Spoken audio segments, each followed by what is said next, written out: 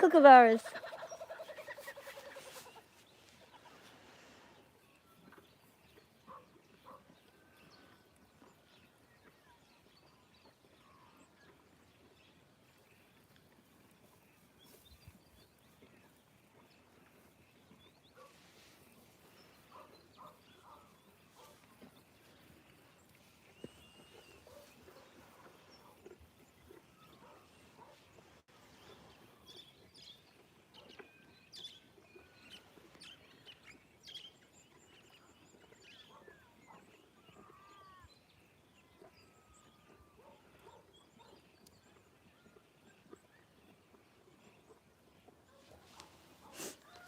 Okay, comes the sun.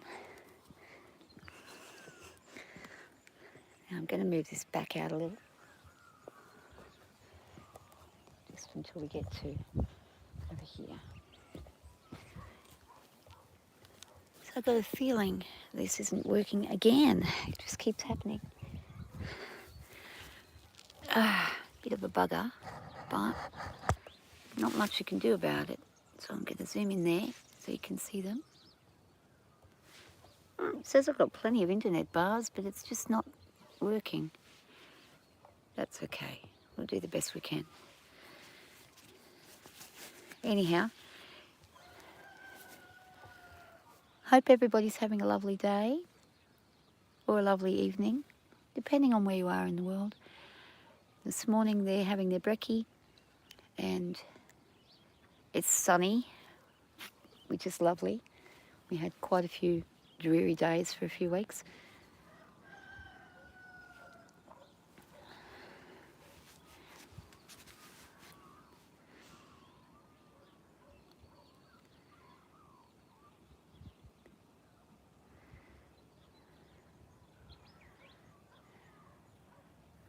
And it looks like it's going to stay clear today, so that's good.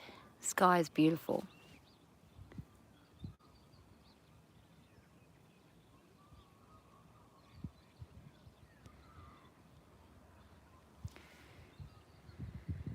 So we have Zara and Toki.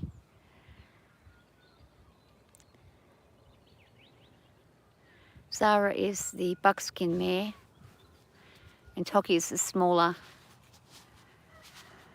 chestnut miniature.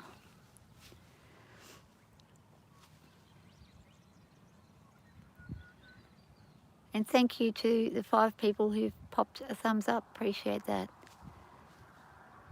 I'm not sure if my internet's working or not properly, but I don't know what you guys are seeing, but we've been having a lot of trouble with it lately. Thanks, Jennifer. Yeah, they're all beautiful. I've got 5 beautiful horses here. I love them all. I think every horse on the planet's beautiful.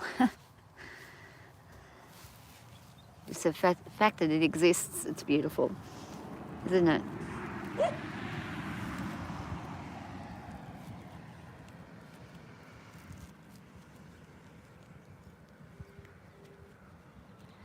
So the buckskin mare, she is 16 years old. That's the larger pony.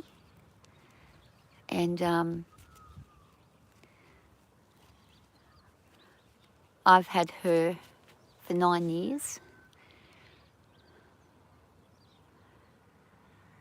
And she's my horse, my horse that I go to if I want to ride out or go out trail riding or do anything major with. She's the one I take. Toki is, well, he's kind of learning how to handle children. We're trying to see if we can get him to become a children's pony, but the chances are he probably won't. He's got a bit of an attitude, so we're going to see if we can pop him in a cart and see if that calms his attitude down a little when he's out doing a cart. He just hasn't got the patience for children. He gets quite cranky at little kids. And a lot of that's got to do with his history. When he was very young, he had quite a few small dogs around him at the place he was at, and He just learnt to not like anything that's little because those dogs were constantly at him and giving him a bit of a nip here and there on his legs. So the people who had him just... every horse I rescued from there had the same issue. Anything really little. But I didn't understand what it was until later on, because they didn't tell me about that until quite a bit later on when I spoke with another fellow who worked with those people and found out that that's what it was. I figured that might have been what it was, but you really don't know until you've spoken to somebody who knows the people and has dealt with their horses for years on end. So it's no surprise he doesn't like dogs very much, and anything little that races around.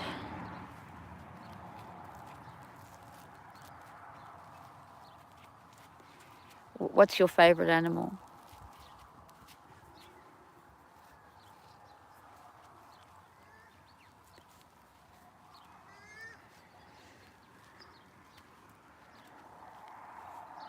It's hard to pick, isn't it? I think whatever I'm around at the time is good. I just like all of the animals.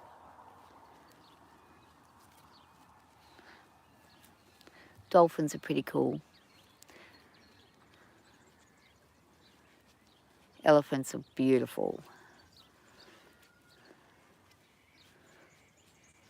I love cows as well. Cows are fantastic. Cows and cattle and pigs are beautiful animals. Sheep are great. Goats are great.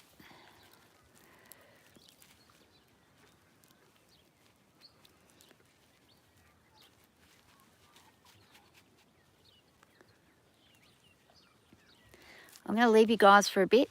I've got to go and get a shovel and start doing some work and clean up some horse poop. So I'll leave you with these guys and enjoy the relaxing breakfast time.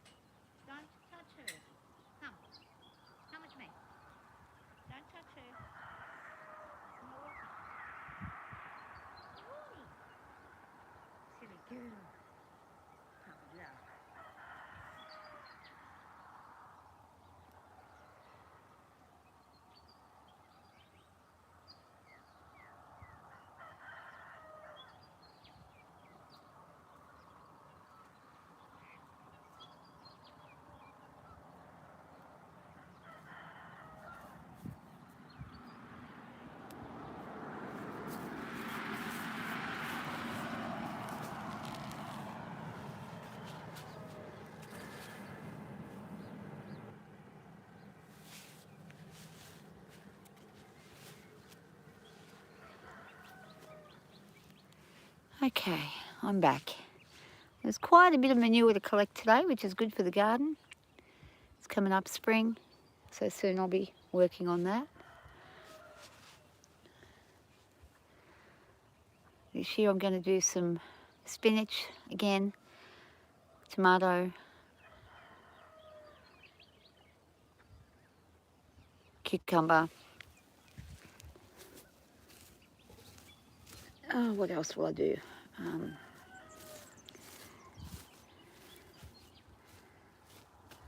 I don't even know. I might buy some more fruit trees though. I've got an orange tree and a lemon tree. I might get a mandarin tree as well. It's not really good for apples out here. You can't really get apples to grow well. The climate's not right. Apples like a cooler climate. However, one thing that does go well out here are things like plums and cherries.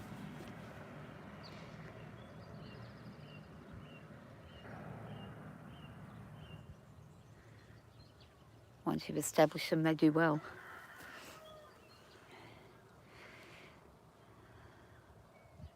Hi William Chop, how you going? Hi Rumpelstiltskin, Soph and Ria.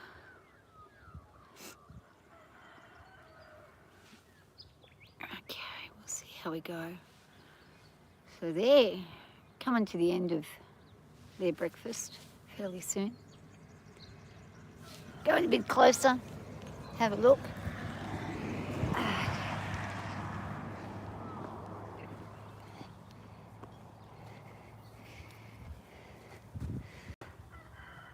There's Zara.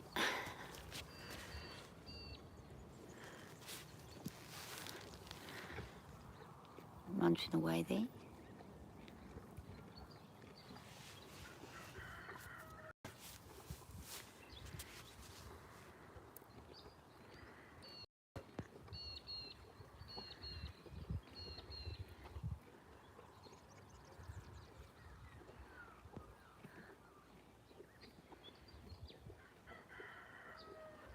They're quite noisy when you get up close when they're eating. It's a nice sound. It's very relaxing.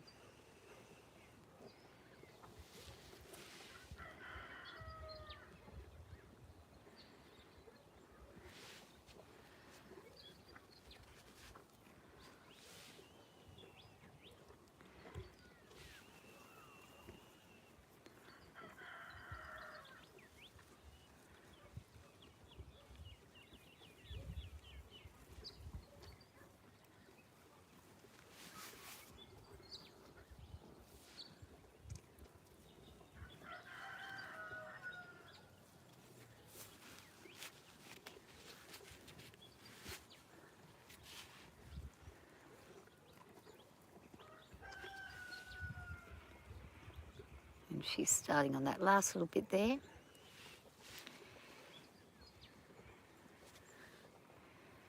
And thanks to everybody who's put the thumbs up on the channel. Appreciate that.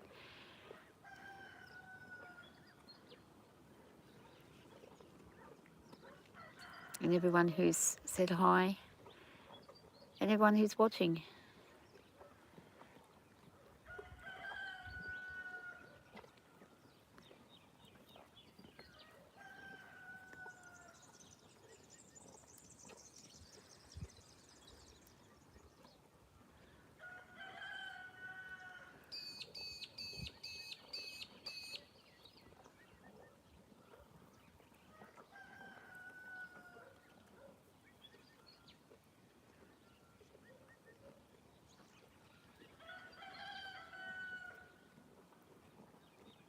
Oh no, someone's coming over to visit.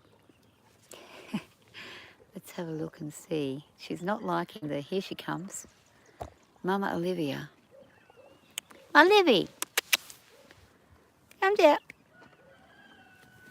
Come on. Here she comes. Come on. Hi. Good day. Good morning. She wants to come and see the ponies. my other cat who passed away a while ago, a few months back, Sayuri, she was 17 when she passed away. She had a good life. But every day I miss her a lot because she used to follow me around doing the feed every morning the last 10 or 9 years. And the horses liked her. They never ever tried to attack her or anything like that. They just liked her, but they don't like the other cats that much. Mama. So Mama Libby is a smart cat. She understands that once they go at her once, she's not silly. And she'll survive a long time. She's just a stray who turned up here as a kitten that was pregnant with 3 babies.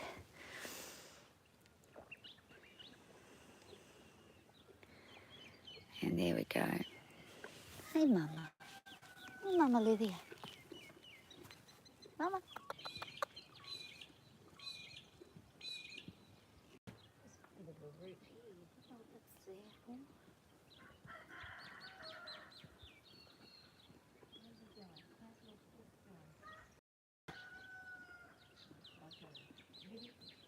No, no, no, don't do it.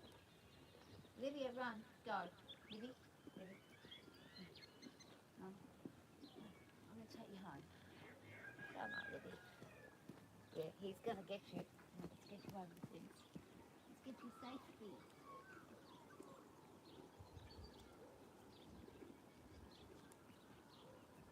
Oh, stay over there. He's a bugger. You're a bugger, Tocky. Scaring the kitten like that. That's not nice.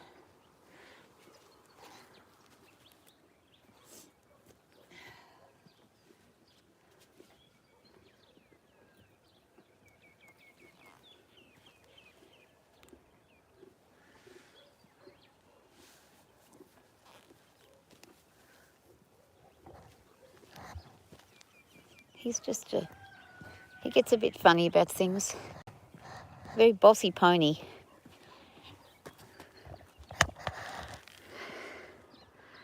Oh, the sun's a bit too bright there.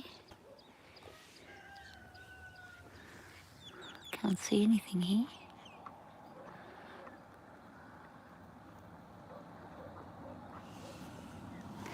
Too much sun. Go this side a little. There we go. That's better. Now we can see them.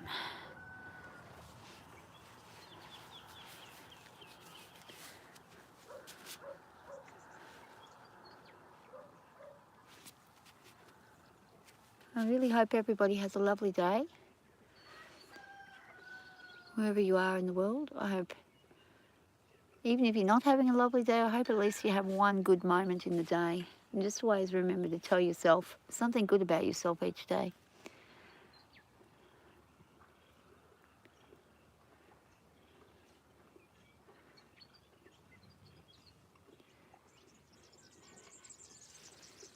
If you do feel down,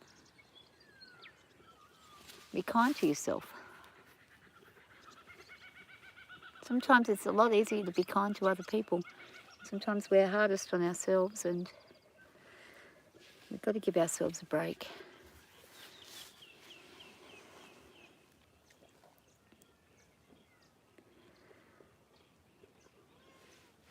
She's back again. Oh my goodness. Mama, I just told you it's dangerous, Buck. What you want, darling? You big bored? You didn't sure didn't know me. Where's the mama?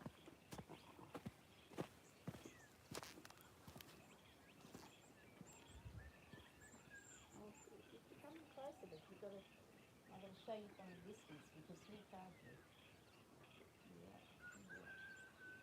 He's not the nicest boy. He's not.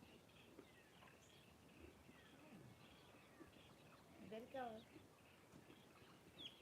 I'm ready. Better go. Ready back.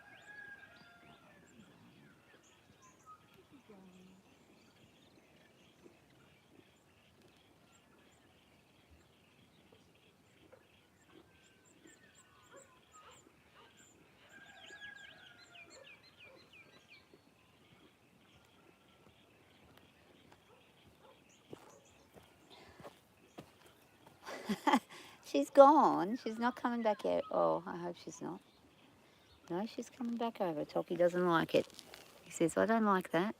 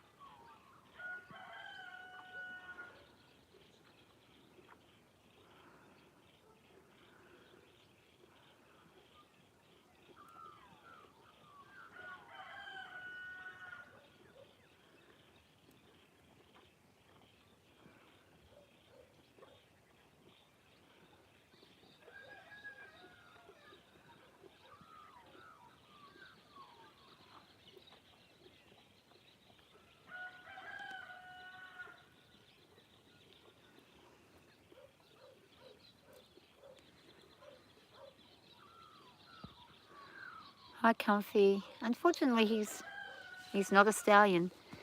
He's a gelding. The little fella, and the big one's a mare. I don't keep stallions. They're very dangerous. I've had some colts that I've gelded over the years, but I don't keep stallions. I did have one, and he was only a miniature, but he was a quiet as. But most of them, yeah, most of them are a bit rowdy, so we don't keep them.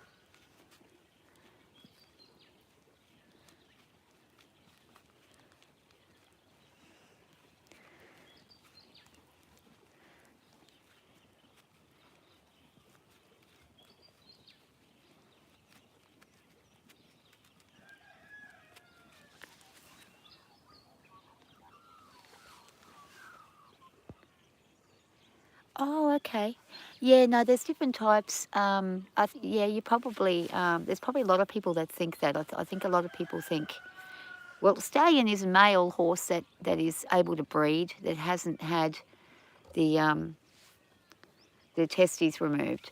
So this little fella, it's called gelding, and when they geld them, they remove the part in the testicle, so they can't reproduce. So he's a gelding, the little fella, and the other one's called a mare, and a mare just means a female horse. Yeah. But stallions, yeah, they're a bit difficult to, unless you want to breed with another horse, you really don't want to keep a stallion unless you've got a purpose, because they can be very difficult horses to work with. And they can get a bit aggressive and stuff, and yeah, they kind of, you want to know what you're doing if you're having a stallion. No worries. Don't worry, there's a lot of things I don't know about. I ask questions all the time, because if you don't ask, you can't learn.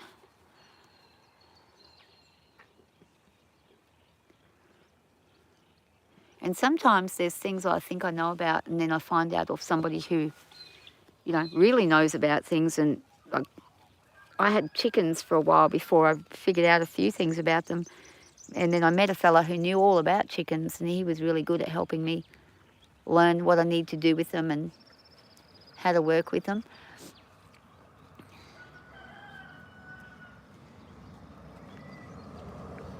And look, you don't have to know the technical terms either. It's not important. What's important is if you're enjoying the animal, and if you enjoy your time around the animal, then that's all that really matters. But it's good to learn things, for sure. And I don't know everything about horses either. I know what I know about my horses, but I haven't had every single horse under the sun, so I don't really know everything. And I don't know the terms and stuff that show people know and stuff like that. I'm a very basic person. So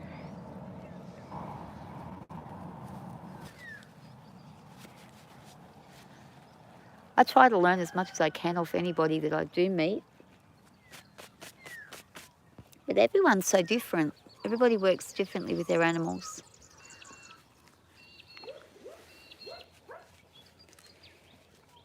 I have I have 3 more horses. One's one's another little pony. She's just a little bit bigger than that fella. And 2 belong to my daughter, which are the big horses, which is Ellie and Henry. And then I have a couple of goats.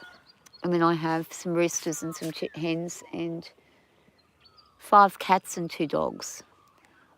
I used to run sheep on here, but I after the drought happened, I stopped. The land kind of got a bit ruined, so wasn't able to hold any sheep, substantial numbers or anything. So I got rid of the sheep. I didn't keep any of those. I did once have a bull, an Angus bull. He lasted here for about 2 weeks, and I realised I just didn't know what I was doing. So I was going to break him in and ride him. But he is not a good choice to break it. You don't want to break in an Angus bull. Low-line Angus bulls, they're quiet in the pasture, but they're not quiet around people. That's for sure. Hi Lola, how you doing?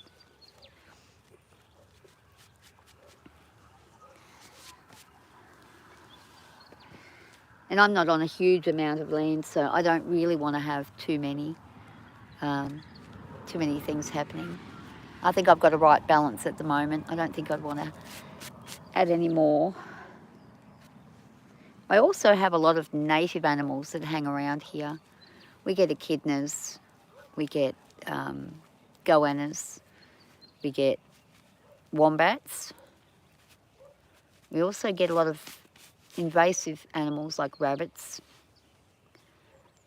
We get wild boar. We get deer that come through occasionally. And yeah, there's a lot of different things around here. Get a lot of snakes and spiders and stuff.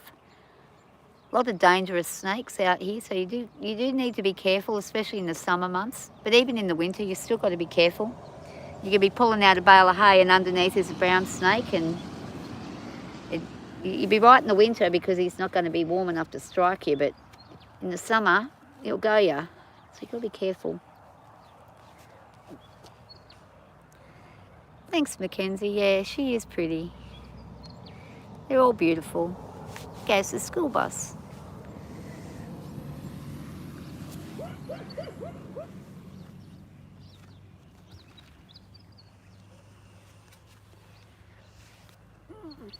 She's getting old, Zara.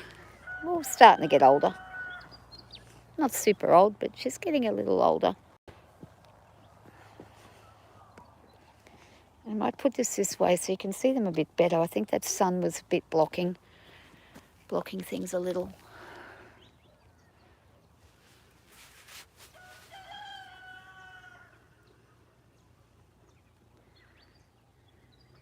And look who's back. Mama Olivia.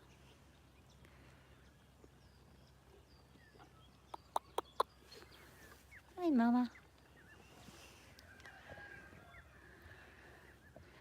But this is their favourite time of day. Every time they have they have breakfast, lunch and dinner. So this is when they're nice and calm and happy.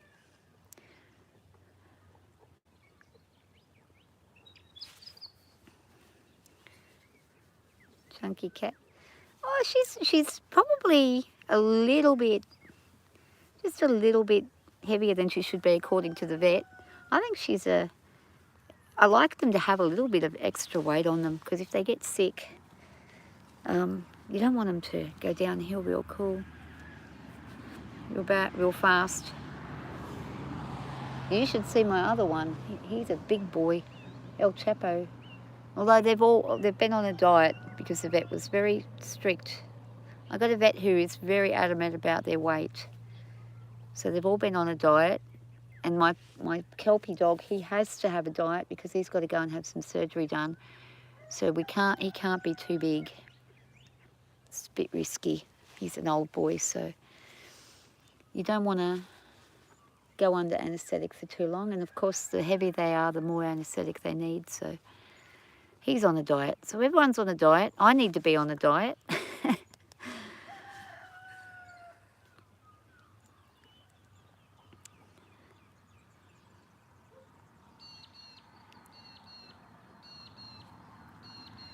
A little extra weight looks good on them, yeah. I mean, it's a balancing thing, isn't it? They've got, it's the health. The health is the most important.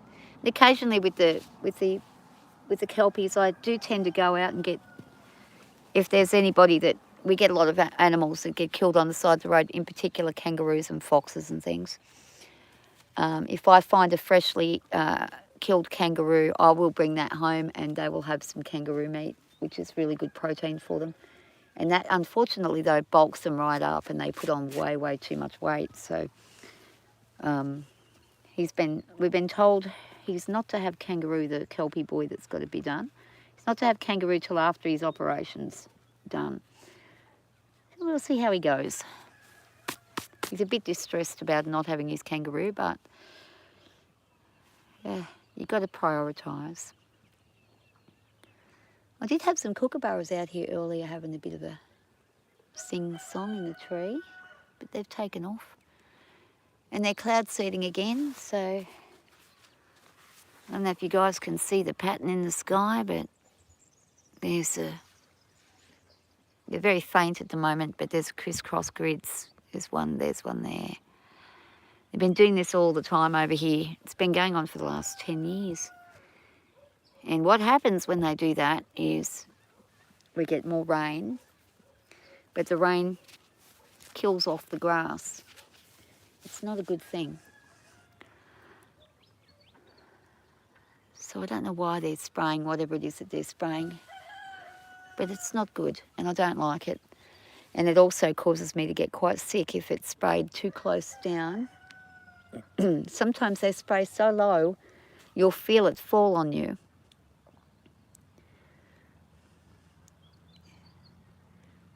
Whenever that's happened, I've been very sick, very, very sick, probably for 2 to 3 weeks afterwards.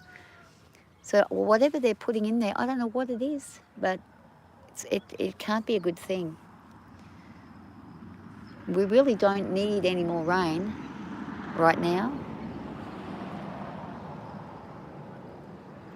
It looks like those clouds are all headed back down towards the coast. So once they head to the coast, it will be, well, it's flooding already, so this will flood them even more.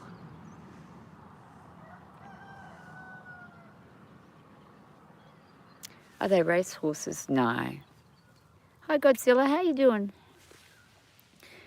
No, they're not racehorses. They do race each other through the paddocks. They're fast, but they're not as fast as a racehorse.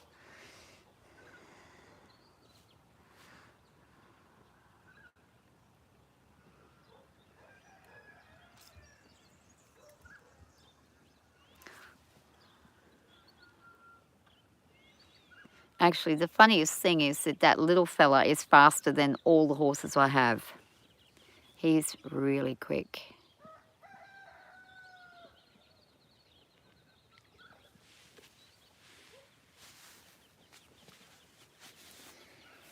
Yeah, they're cloud seeding, so basically spraying chemicals up. They're chemicals of some kind. I don't know what it is. It's silver oxide, they reckon.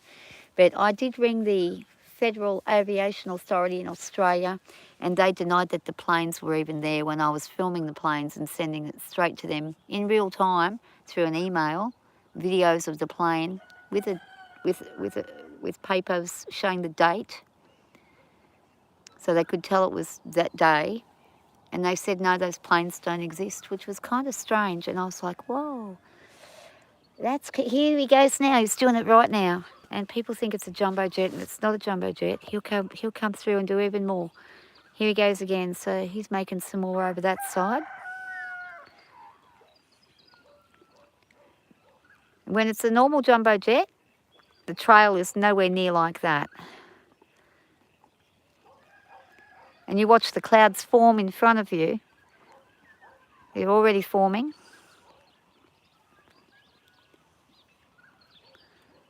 So it's getting thicker and thicker. He'll go across and then he'll start another one. Yeah, over and over again he's doing it. And you can always tell the fake clouds. He's done some over there. And they've gone like in squiggly weird patterns. He's done a whole row of them over there, and he's going across here now. They're not flying as high as a jet airliner, and they're nowhere near as high as one of them. But you can tell by the shape of the clouds and the way they form. You can see this line's forming now. See how that line's now forming clouds there? Nobody believes me. I've been watching this and complaining about this for 10 years. There are some people now actually talking about it, but it's taken enough people a long time. No one really looks at the sky when they really should. You should always look up at the sky. The sky is so important to look at. It tells us a lot of things. So he's finished his grid there, and he's gone around, and he's going to go back and do another one. So where's the plane? And if it was a chemtrail from a large jet airliner, it would still be going. But no, he's switched it off. He'll come back round and do another set. So it's just stopped right where the other clouds join. So he's trying to join all the clouds up. He'll probably come back around here and go across. I reckon he'll go across this way next. I watch them all the time. And the patterns they do. Here's Mama. Mama Libby, what you doing? So I don't know. But yeah, it's definitely a strange phenomenon.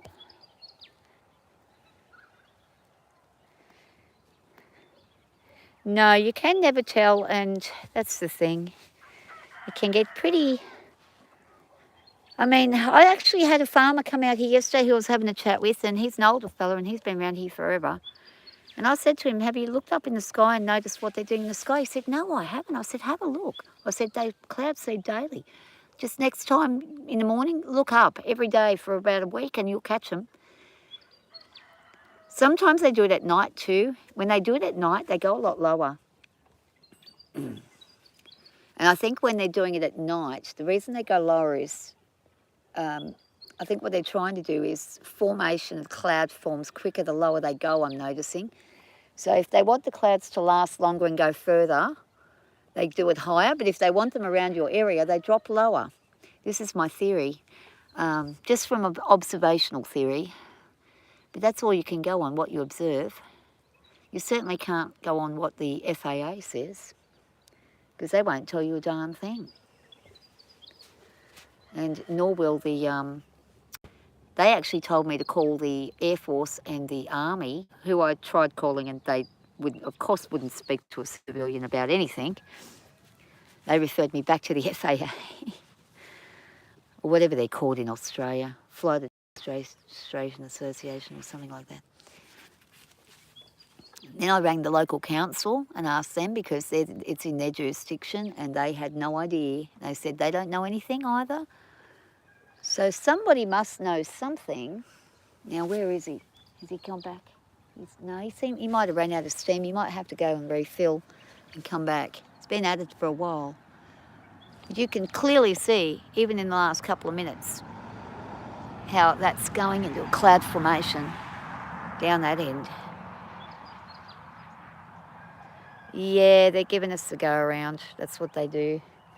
And look, his clouds are starting to happen over there. So that little one that he made is starting to work and come a lot bigger. It's already nearly a cloud. Those ones over there are kind of failures. He kind of failed at that. I don't know what he did wrong, but he kind of failed with those ones. They just kind of... He went in a zigzag pattern and it just failed.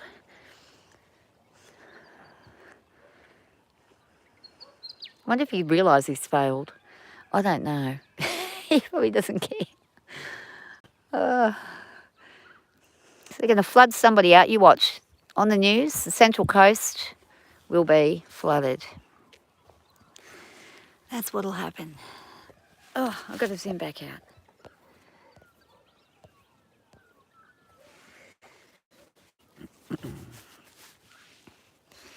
And actually, a lot of people thought I was crazy for a lot of years. And then when I started telling people to watch the sky, then they noticed it. Now they're looking all the time. They'll ring me and go, they're cloud seeding again today.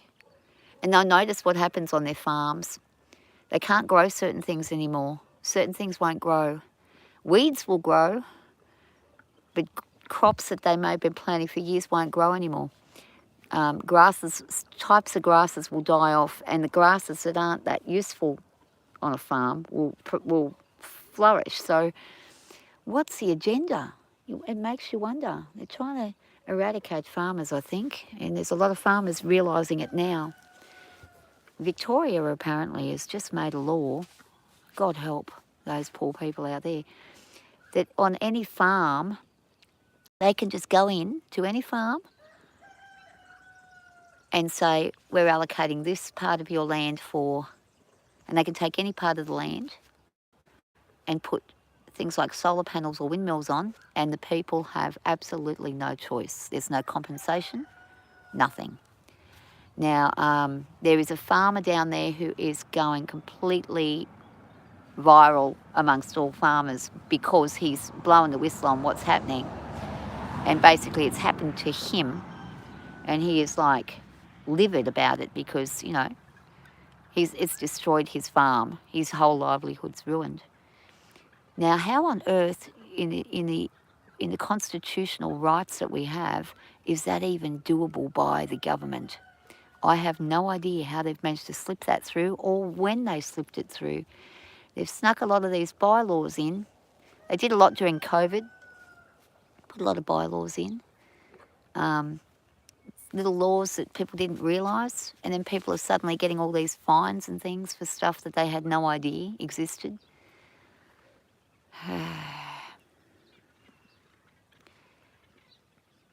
Yeah, weird things are happening all around the world, that's right. Weather-wise, it's crazy. Like,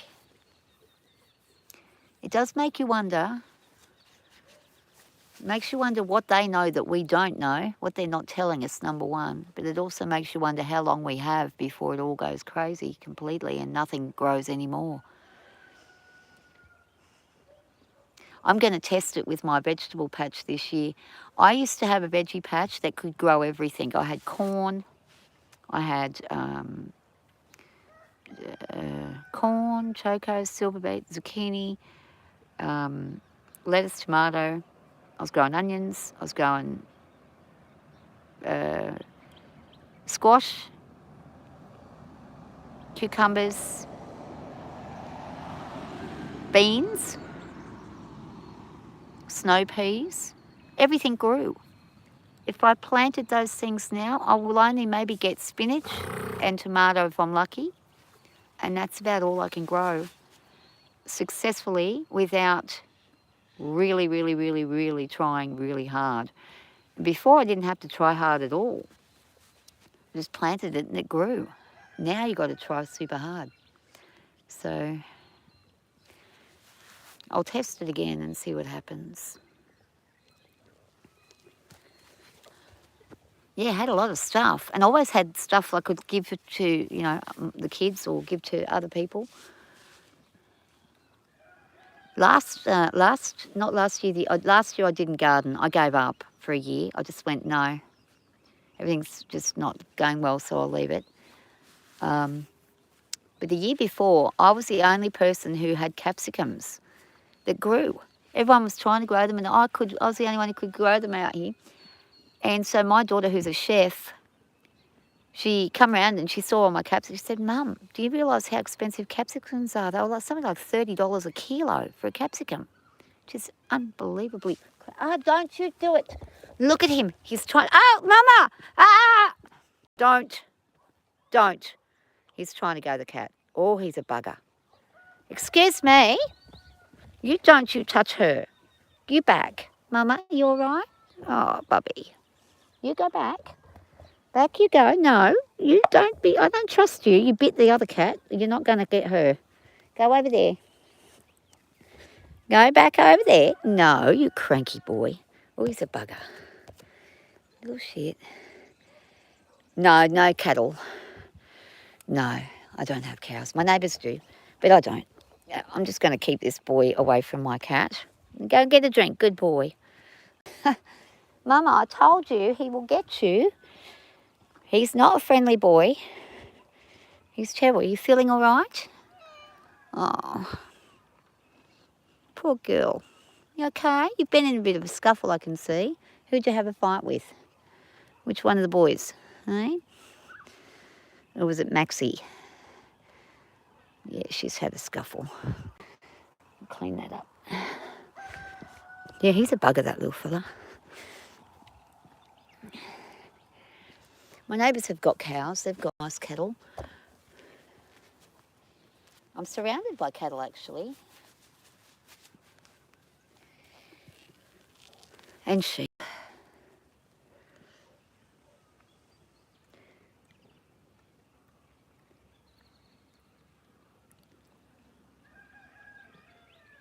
But when I was here, a few years back now, in 2017, 18, it got really bad with the drought, and pretty much everywhere you looked, there were dead sheep and cows all over the place because they were starving to death, and they had to put them down. So that was pretty crazy. It was very sad to watch. There were a lot of horses put down as well. That was really sad. And a lot of people had to get rid of all their stock. That happened to me too. I had to get rid of my stock. I only had a small herd of sheep, but still, it wasn't good. If you can't feed them, you can't feed them. It's not good. So I sold off all my horses bar her, and I think I may have at that time had one pony that I had, but I think he even went. So I lost all of my horses that were all established and doing well, because I just simply couldn't afford it. But I kept her, and hopefully we don't have too bad a drought next time. Hopefully I can. Your great aunt had a big farm, 20 cows and 15 dogs, 10 cats, chickens, goats. Wow, yeah. Lovely memories of taking school break vacations, yeah.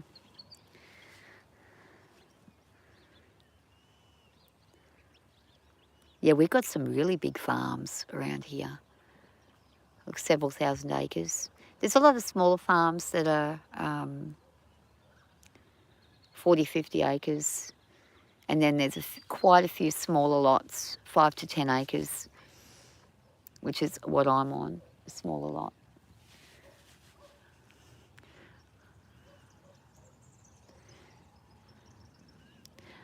When I was going to buy this, I did look at another lot, which was about 30 acres, but I just wasn't sure that I was going to be able to handle too much. So I just went for the smaller lot. Now I'm glad I did, because this is big enough for what I need. I didn't want to get too much and then have more fences to have to fix and worry about and things like that. So I'm glad I got the smaller lot.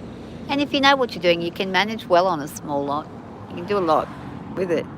Here he is. He's back again. He's forgotten about the cat for now. Let's hope he keeps forgetting.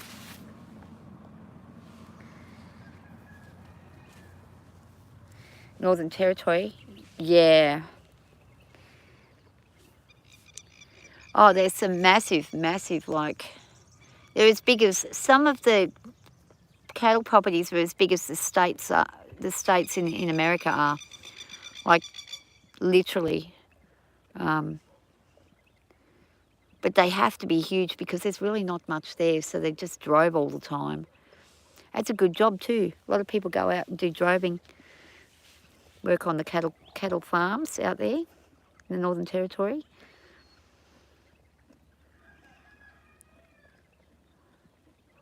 You often get people who've never ridden a horse before that'll go out and do that, and they totally love it. Going from the big cities, they go out there, and then they never want to go back. They want to stay on the land.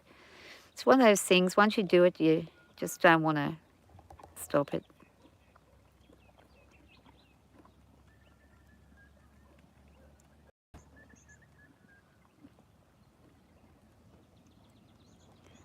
There's my magpie. Morning, Maggie. She's over in the back there, hanging around. I don't know what the go is with her. She's having a bit of a trouble It's been a bit weird. It is coming up breeding season, and we're blessed with some white-backed magpie colonies out here, which are quite rare. This one is not a white-back, but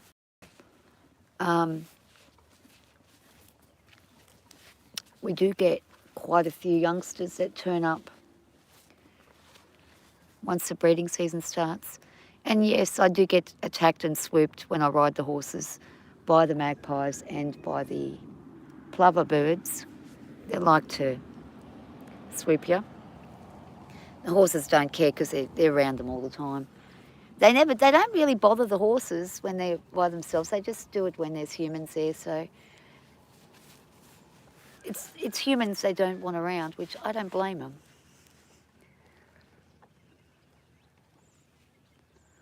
I also have a nesting pair of willy wagtails who come back every year. They're the same two, and nest inside the horse shelter.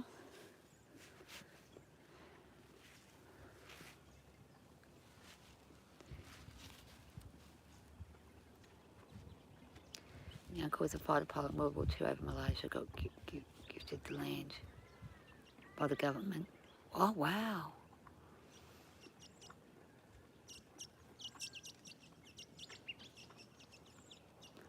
Oh, the Northern Territory is a state in Australia. So Australia has 7 states. The ACT, which is Australian Capital Territory, which is where Canberra is, which is Parliament. You've got Victoria, Tasmania, Western Australia, South Australia, Northern Territory and New South Wales.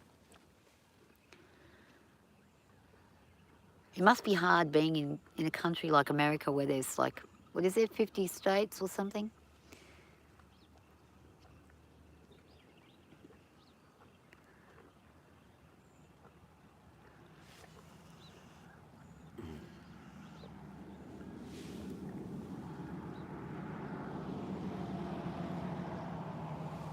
You're familiar where they have the cricket stadiums? Ah, you like cricket? Yeah, cricket's good. I used to love watching the cricket. I don't even know who's the captain of Australian team anymore. Last time I watched cricket, it was years ago. It was probably Ricky Ponting. That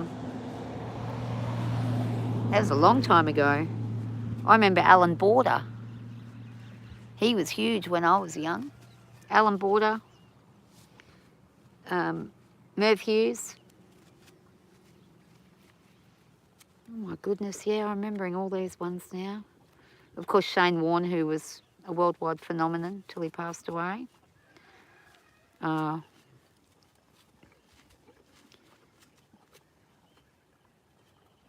Damien Leith. No, is it Damien Leith? No, that might be a singer. Oh, I don't remember. Who the hell's Damien Leith? I don't know why that came in. I think he's an Irish singer. He could be, or he could be a cricketer. Ireland doesn't play cricket. No, he must be a singer. Ricky Ponting, yeah. Hi, Abby. How you doing? Well, yeah. He's in India. Sachin Tendulkar was one of my favourite captains of India. And back in the day, I used to love watching when Sachin Tendulkar came to Australia to play, and the matches over here between India and Australia, I always didn't know who I wanted to go for because he was my favourite player of all time. Just a very humble man, but just such a good cricketer. And of course, Imran Khan, he was good. There was a couple of dudes from West Indies that were really good back in the day. I can't remember their names. Oh, I liked it when Australia used to play the West Indies. West Indies they were a tough set of people. Very tough set of people.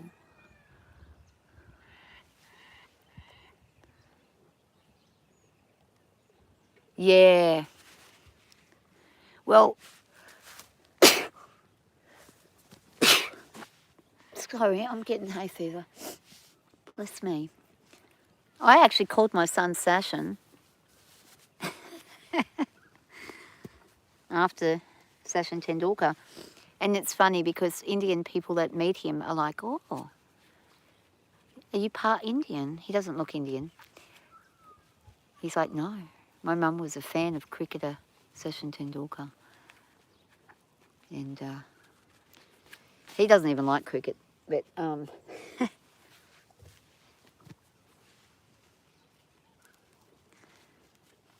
I think cricket was way better back in the 80s, 70s and 80s. Football and cricket, it was just more about the love of the game. It wasn't so much corruption about money and stuff like there is now. There weren't, people throwing matches because of money.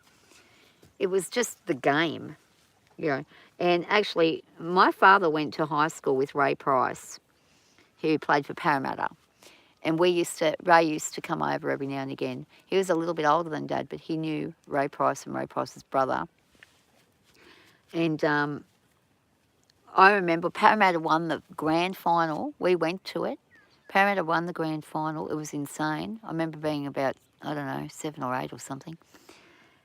And Ray Price came to our house the next day.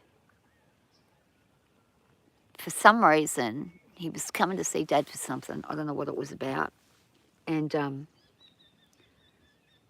I remember just thinking, oh my God, Ray Price is here. How cool. I couldn't believe it. He came over quite a few times, but because he'd won the grand final, I was like starstruck. And they all went to Cumberland High School. A lot of the Parramatta footballers went to Cumberland High School because back then you played for where you lived and you stayed where you lived. Everybody stayed in their own communities. It's different now. Now they all move all over the place and it's crazy.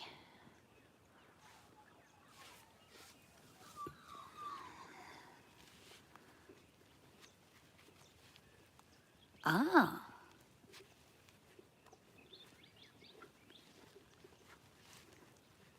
Virat Kohli and Rohit Sharma. I'll have to check it out. Yeah, that's right, Godzilla. Back in the day, tradies did play club footy.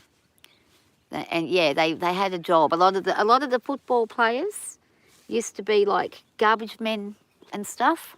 They used to run the garbage because back then, of course, they didn't have the modern garbage trucks. You ran and collected the rubbish and threw it in they were the fittest people on the planet. The garbage men. They were like fit as a fiddle. You used to have your little green garbage can or whatever, your metal garbage can. They'd come and pick the can up, take it out and throw the rubbish in the back of the truck. Sometimes they used to take stuff out of the bins. I used to see the garbage man take stuff and put it to the side. And sometimes he'd put it on the ground and say, look, I'll come back for that. Because we used to love watching and chasing the garbage man. We used to chase after the garbage truck to see if we could beat it. Those were the days.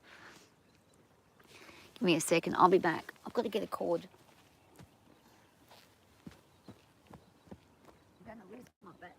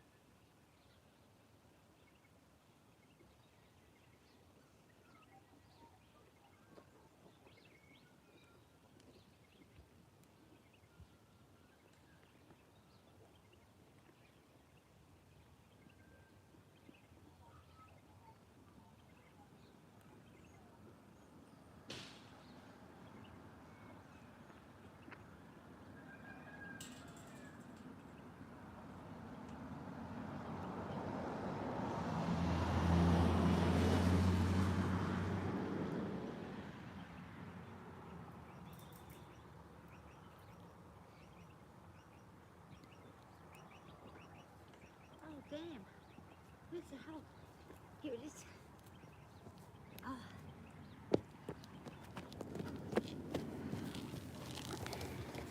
Yeah, and milkman and the baker. I remember we used to chase the baker truck down the road,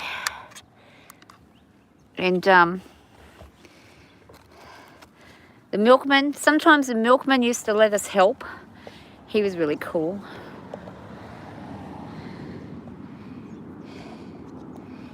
But yeah, they were the fittest people who were able to really, I mean, you try playing football, I did it a few times, and let me tell you, after you do a few minutes half,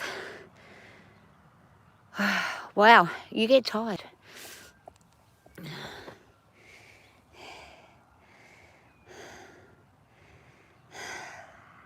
I get tired just walking around the paddock, let alone doing anything else.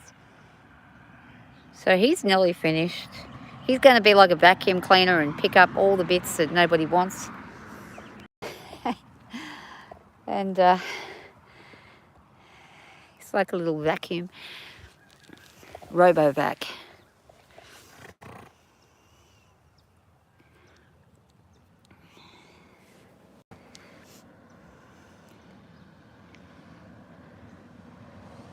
But nowadays it's all about money, and there's no loyalty. It's whoever pays the most they'll go to.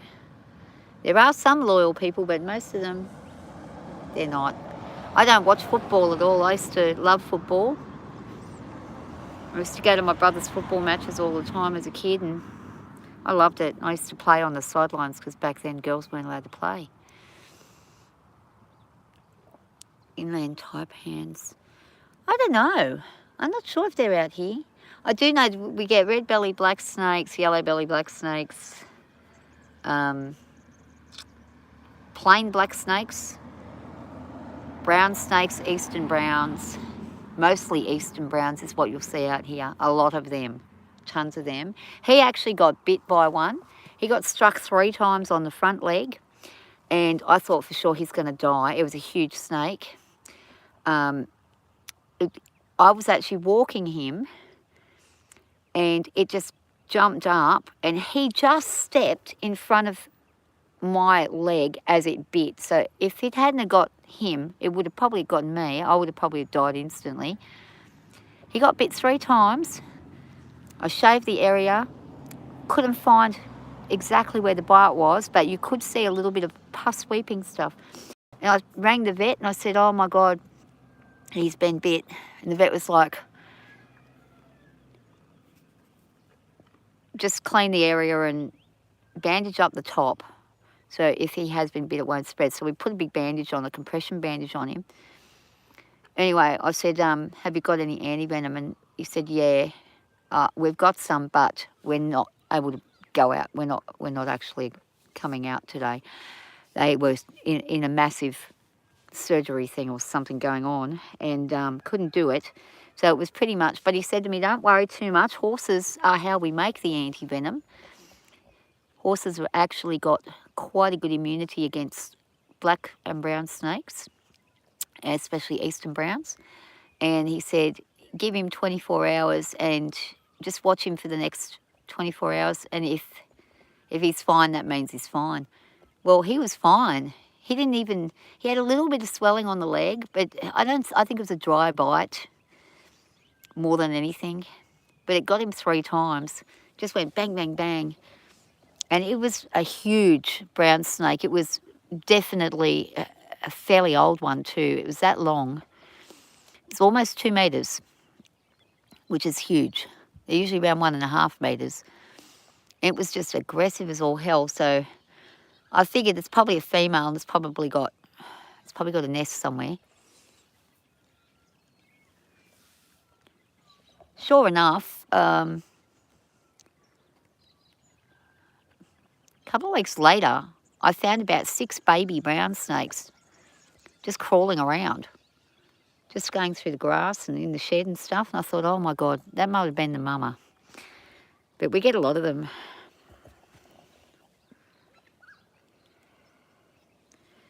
It's Swerved around a huge belly black, slithering across the highway recently. Car behind me and drove right over it. Yeah. You've had one bite in life, a vine snake.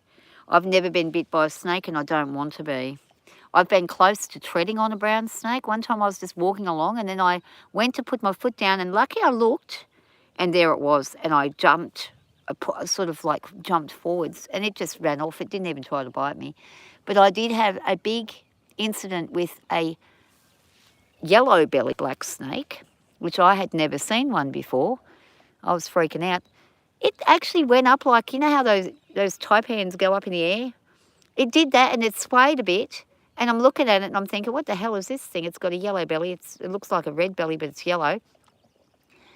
My horse, I was riding that horse over there, the buckskin, and stupid girl, she's just standing there, and I'm like, usually she'll bolt from something. She just standing there eating.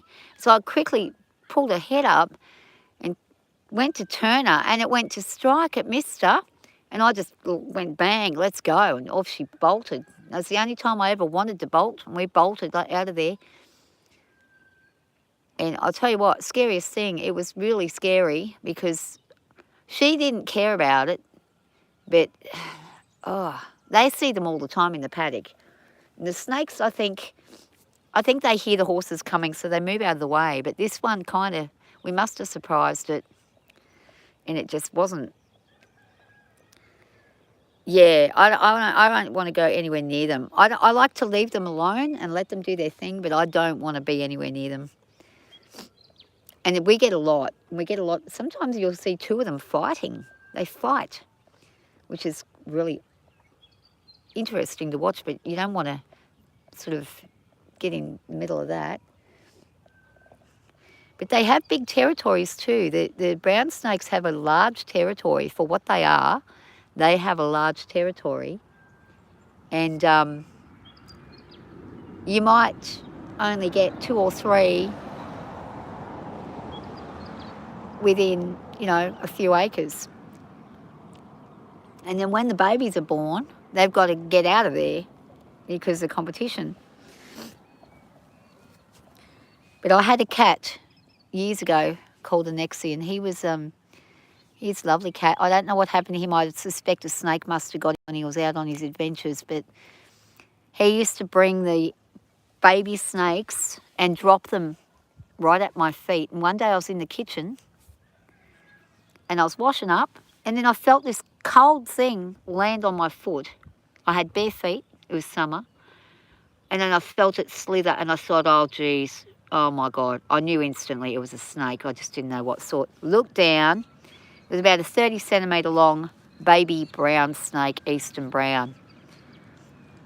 And I just went, oh, shit. Anyway, I just kept still, and it slithered across, and then the cat started jumping at it, and then I just ran. And he got it and killed it. But by God, and there was another time he brought another one in, which was even bigger, but he didn't put it on my feet. He just dropped it in the corner. And that thing was going apeshit on him. It was just trying to strike him constantly. I'd say a snake took him out. He just disappeared one day and never came home. I looked everywhere. I went all over the place. Never found him. I'd say he just pushed his luck. And this girl over here, she's been bitten several times by brown snake. Seems immune. She catches them all the time. Mostly the babies, which have the worst bite. You don't want the babies getting on you. I'm just going to watch this guy doesn't go after her. And he's going to. He's looking at her. Don't do it. Mama. Mama, go back. All right, good boy. Yeah, there's something that you really have to. Come on, Mama. She's been smart. She's watching where he is. Come, Mum. Mama, Libby. She's a bit disturbed. She's wary of him. Come on, quick. He's coming over. Quick, quick, quick. Come on, Olivia. Come, Mama. He's coming. Quick, quick, quick. Come on, love. Let's go. Come on, love, come on. Come on, quick, quick, quick. He can get there in 5 seconds when he wants to. Come on.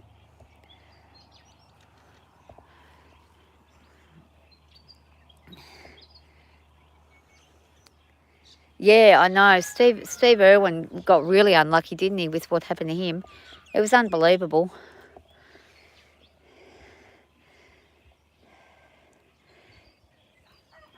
Yeah, cats are really crazy how quick they are.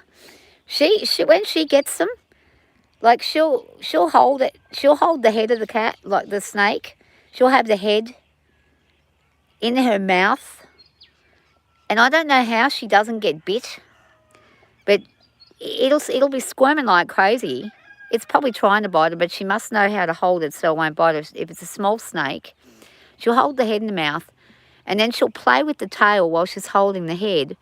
I'll try to get them off her, but when it's a brown snake, there's nothing you can do. Because if you try to go near it, it's going to bite you. And she knows what she's doing. She's still alive after catching. I've seen her with about 10 snakes.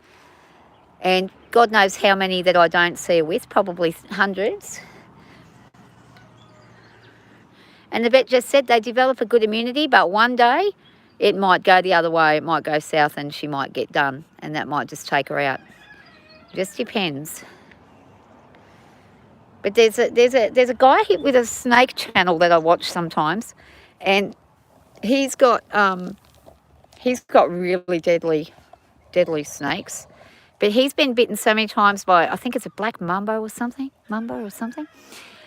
Anyway, he was immune, and then they said to him, if you get bit again, you'll die. Because he'd had, there's only so many bites you can have. He's still alive, so obviously he might not be handling those particular snakes anymore. Species, you have like so many times you could be bit if you get an immunity, and then suddenly it'll stop. Miss Ellie's taking her time today. She's been, well, it's been an hour and 20 minutes that they've been eating their breakfast for.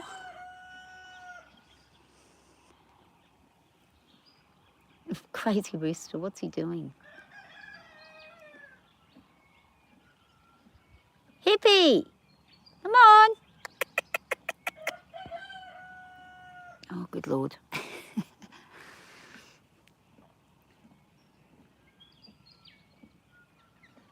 Oh, yeah. Yeah, I don't think they would be pleasant at all. There was a fellow in Australia a few years ago he was out on a massive cattle station. He was 6 hours from a hospital drive, 6-hour drive from a hospital.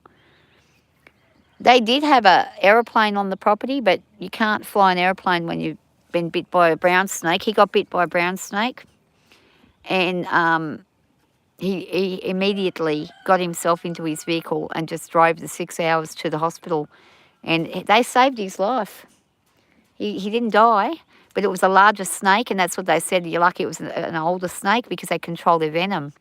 Had it have been a baby, he probably would have died. Some people get bitten, they're dead in 5 minutes. That happened at one of the school fairs.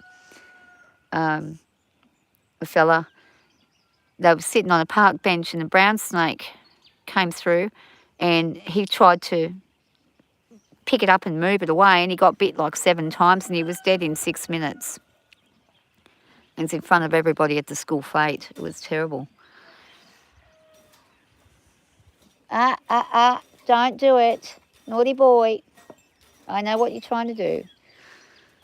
I'm going to have to quickly go and fix this gate for this boy over here. He's going to be crazy. I'll be back. Come on, let's go. Let's go.